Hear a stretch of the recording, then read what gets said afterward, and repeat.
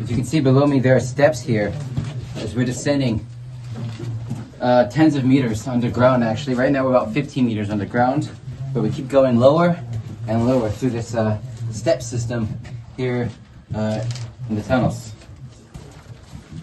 They believe around at least 12 hostages were kept in this tiny little catacomb here. You can see in the back there's actually a fan on the wall because it's actually so hot and humid out here that people will probably quickly dehydrate.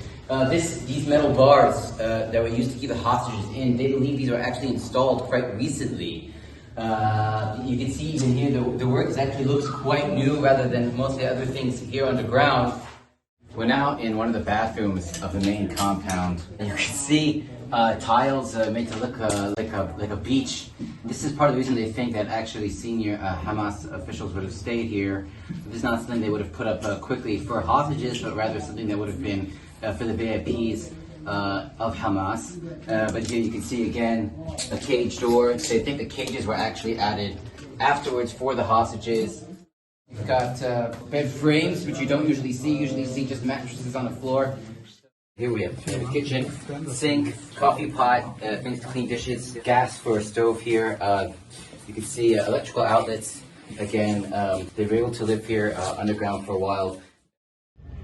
It's not clear precisely how the discovery of this tunnel complex changes the IDF's equation here. Israeli military officials did not say whether they knew where the hostages who were held there are now, nor do they say where the Hamas leaders are now. Usually by the time that the Israeli military arrives at these underground prisons for the hostages, the guards and their human bounty are already long gone.